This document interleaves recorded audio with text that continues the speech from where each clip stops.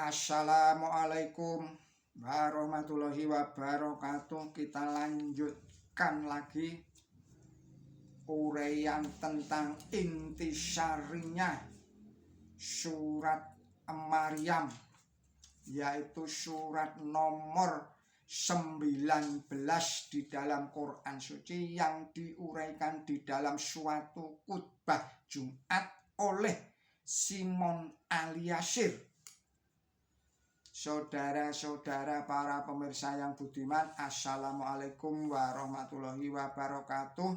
Bismillahirrahmanirrahim. Sanggahan terhadap dogma kematian dan kebangkitan Yesus Kristus. Saudara-saudara pemirsa yang budiman, agama Kristen tidak akan berdiri tanpa keyakinan dogmatis tentang kematian dan kebangkitannya Yesus Kristus dari maut.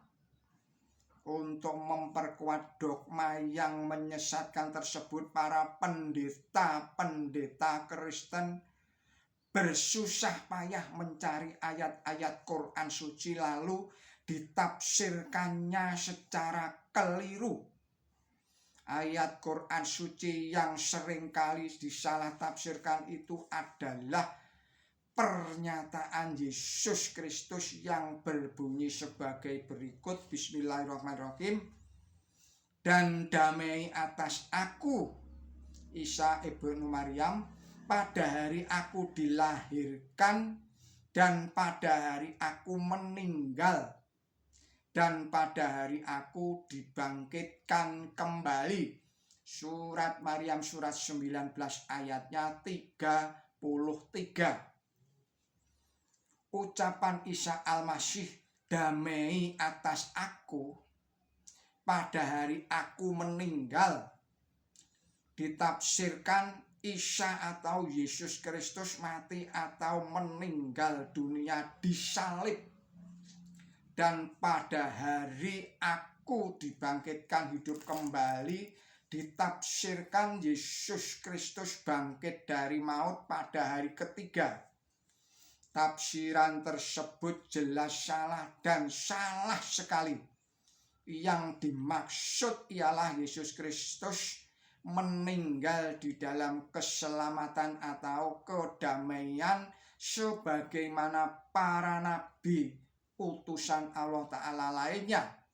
Jelasnya tidak mati di dalam penderitaan atau terkutuk di atas tiang kayu palang salib. Surat An-Nisa surat nomor 4 ayatnya 157. Dan beliau juga dibangkitkan kembali nanti pada hari kiamat dengan keselamatan sebagaimana para nabi utusan Allah Ta'ala yang lainnya. Jadi Isa ibnu Maryam telah wafat dan mati, nanti akan dibangkitkan hidup kembali bersama-sama dengan nabi-nabi yang lainnya dan umat manusia seluruhnya. Maka dari itu kalimat itu dikenakan pula kepada nabi-nabi yang lainnya, misalnya Nabi Yahya alaihissalam. Bismillahirrahmanirrahim. Dan damai bagi dia atau Yahya pada hari ia dilahirkan dan pada hari ia meninggal dan pada hari ia dibangkitkan hidup kembali. Surat 19 surat Maryam ayatnya 15. Umat manusia seluruhnya juga akan mati dan dihidupkan kembali sebagaimana dilukiskan di dalam bentuk pertanyaan yang berbunyi sebagai berikut ini. Bismillahirrahmanirrahim. Dan manusia berkata, apakah jika aku mati akan dihidupkan kembali? Surat 19 surat Maryam ayatnya 66. Saudara-saudara para pemirsa yang budiman, sumber bencana di muka bumi ini oleh karena dogma gereja itu hanyalah bikinan belaka, terutama ajaran tentang Allah Ta'ala berputra dan penebusan dosa, maka dogma yang mereka anggap sebagai penyelamat umat manusia justru sebaliknya adalah merupakan sumber bencana di muka bumi ini, sebagaimana ditegaskan oleh Allah Ta'ala di dalam firman-Nya sebagai berikut ini. Bismillahirrahmanirrahim. Dan mereka berkata, Tuhan yang Maha Pemurah memungut putra. Sesungguhnya kamu mengucapkan sesuatu yang memuakkan. Langit hampir pecah karena ucapan itu, dan bumi membelah, dan gunung-gunung runtuh berkeping-keping, karena mereka mengatakan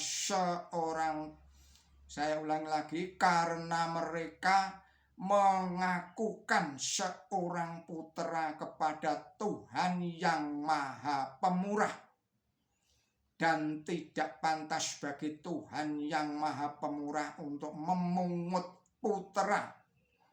Tidak ada seorang pun di langit dan di bumi, melainkan ia datang kepada Tuhan yang Maha Pemurah sebagai hamba. Surat 19, surat Maryam, ayatnya 88 dan sampai ayat 93. Sebenarnya dogma gereja tentang penebusan dosa itu sangatlah bertentangan dengan ajaran Yesus Kristus sendiri di dalam Injilnya Perjanjian Baru yang bunyinya sebagai berikut ini. Dan ampunilah kami akan kesalahan kami, seperti kami juga mengampuni orang-orang yang bersalah kepada kami. Surat Matius 6 ayatnya 12. Mengampuni kesalahan adalah sudah barang tentu, tidak menuntut ganti rugi atau tebusan. Waku robbi fir wa aham wa anta khairu rahimin. Demikianlah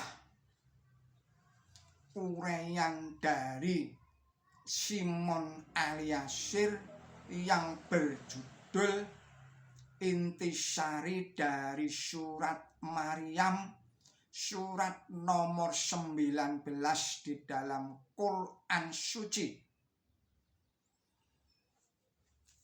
Saya mohon maaf atas segala kesalahan dan kekilafan.